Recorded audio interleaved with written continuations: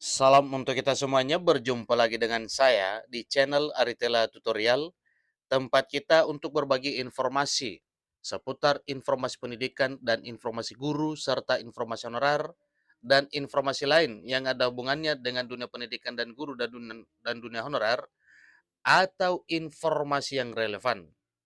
Pada pertemuan kali ini, saya menyapa seluruh Bapak Ibu honorer setanah air yang selalu setia melaksanakan tugas tanpa mengenal lelah dalam melaksanakan kegiatan pelayanan publik di instansi pemerintah pusat, demikian dengan instansi pemerintah daerah. Saya yakin Bapak Ibu honorer selalu semangat dan selalu dalam keadaan sehat walafiat. Pada pertemuan kali ini, ada satu hal penting yang perlu saya bagikan kepada seluruh Bapak Ibu honorer setanah air, di mana pada tahun 2024 satu penantiannya adalah perubahan nasib diangkat menjadi aparatur sipil negara dengan status P3K 2024. Nah, Bapak Ibu di sini disampaikan bahwa begini mekanisme pengangkatan honorer jadi P3K penuh waktu ketat. Nah, pertanyaan Bapak Ibu, apakah benar ketat atau tidak? Mari kita simak informasi ini. Sebelumnya, saya sampaikan bahwa informasi sebelum ini bahwa melalui channel ini kita telah bagikan informasi mengenai bagaimana mekanisme pengangkatan honorer menjadi ASN P3K di tahun 2024, yaitu hanya dengan verifikasi dan validasi.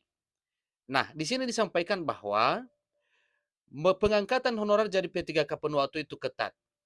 Untuk memastikan benar tidak ketat atau tidak, mari kita simak info berikut. JPNN.com Jakarta membuat satu informasi terkait dengan harapan honorer di tahun 2024. Undang-Undang Nomor 20 Tahun 2023 tentang ASN tidak memuat ketentuan mengenai tahapan penataan honorer. Pada bagian penjelasan terhadap pasal 66 dinyatakan bahwa yang dimaksud dengan penataan adalah termasuk verifikasi, validasi, dan pengangkatan oleh lembaga yang berwenang. Itu jelas Bapak Ibu sesuai dengan penjelasan pada pasal 66. Segala hal aturan teknis pengangkatan honorer menjadi P3K termasuk kriteria apakah menjadi P3K penuh waktu atau P3K per time akan dituangkan dalam peraturan pemerintah mengenai manajemen ASN sebagai turunan Undang-Undang Aparatur Sipil Negara 2023. Mengenai peraturan pemerintah, informasi terkini Bapak Ibu terkait dengan hal tersebut disampaikan bahwa nantinya ada 24 regulasi yang akan diterbitkan sebagai undang-undang sebagai peraturan pemerintah turunan undang-undang ASN ditambah dengan satu peraturan presiden.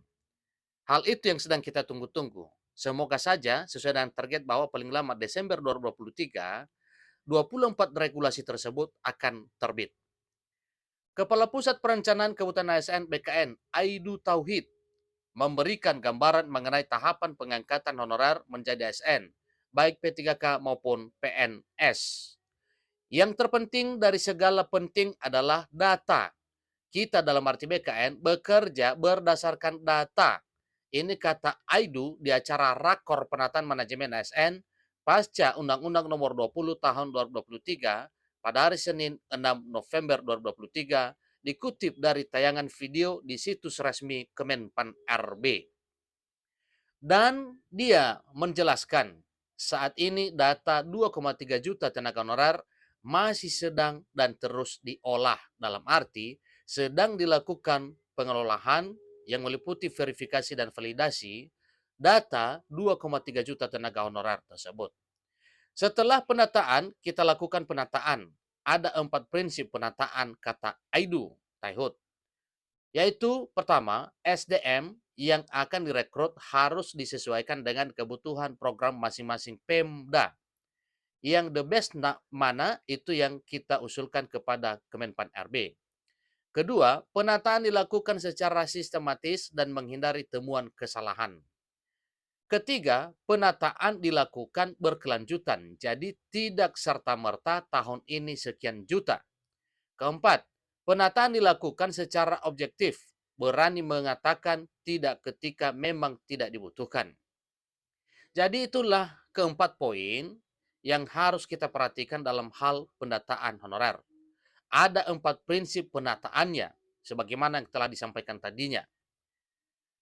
Jadi mengenai kinerja honorer dievaluasi sebelum diangkat. Nah, ini satu informasi Bapak Ibu ya. Melalui channel ini juga kita telah sharekan informasi mengenai hal ini. Kinerja honorer dievaluasi sebelum diangkat. Di tempat yang sama, PLT Asisten Deputi Manajemen Talenta dan Peningkatan SDM Aparatur Kementerian Penanggulangan Aparatur Negara dan Reformasi Birokrasi, Yudi Wicaksono mengatakan bahwa honorer yang sudah dinyatakan valid atau asli berdasarkan hasil audit akan dimasukkan ke dalam platform.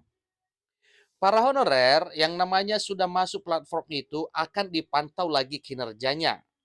Maka suatu yang wajar kalau kinerja ini menjadi satu syarat pengangkatan karena memang dalam hal penilaian kinerjanya nanti, karena memang salah satu tujuan pengangkatan yaitu melihat dari kinerja para honorer tersebut. Dimasukkan ke dalam platform, kemudian dipantau kinerjanya, mana yang tahun depan diangkat menjadi P3K penuh waktu, kata Yudi. Jadi sebelumnya dia mengatakan memang nantinya ada honorer yang diangkat menjadi P3K paruh waktu. Yudi tidak menjelaskan secara detail kriteria-kriteria honorer yang akan diangkat menjadi P3K per time. Jelasnya, P3K per time adalah salah satu solusi untuk penyelesaian tenaga honorer di negeri ini.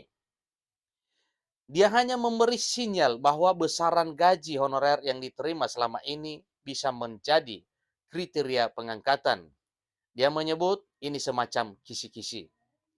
Kita sampaikan kisi-kisinya dulu. Yang ada saat ini, nanti akan kita perkenalkan konsep P3K paruh waktu, kata Yudi.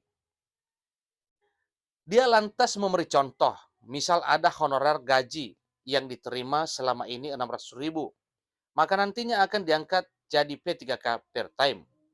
Ketika Bapak Ibu baru bisa memberikan upah sebesar 600.000 misalnya, maka yang bersangkutan itu digolongkan kepada P3K yang bekerja secara paruh waktu. Ujar Yudi dalam forum Rakornas yang juga dihadiri para sekretaris kementerian atau lembaga. Adapun honorer yang bisa diangkat menjadi P3K penuh waktu ialah yang selama ini gaji bulanannya sudah sesuai range gaji P3K yang akan diatur nanti. Ingat Bapak Ibu ya. Adapun honorer yang bisa diangkat menjadi P3K penuh waktu ialah yang selama ini gaji bulanannya sudah sesuai range gaji P3K yang akan diatur nanti. Jadi yang bisa disebut penuh waktu adalah bagi P3K yang digaji di dalam range penghasilan yang baru nanti, kata Yudi. Anak buah Menpan RB Azwar Anas itu mengimbau para pimpinan instansi untuk memberikan keleluasan bagi P3K paruh waktu untuk menyambi bekerja agar mendapatkan tambahan penghasilan. Hanya saja P3K paruh waktu tidak boleh mencari tambahan penghasilan di kantor tempatnya bekerja. Jika belum bisa memberikan penghasilan dalam range, maka Bapak Ibu beri fleksibilitas untuk mencari penghasilan tambahan, tetapi jangan di kantor. Jangan yang bersangkutan pakai PDH. Yang dikhawatirkan cari penghasilan entah jadi perantara, entah yang lain, jadi biarkan yang bersangkutan kerja di tempat lain. Yang penting hak-haknya diberi. Apakah bisa upahnya dinaikkan? Boleh, kata Yudi Wicaksono. Itulah informasi terkini Bapak Ibu terkait dengan bagaimana syarat untuk diangkat menjadi P3K full time atau P3K penuh waktu dan P3K paruh waktu. Demikian informasinya, sampai ketemu pada informasi berikutnya. Terima kasih.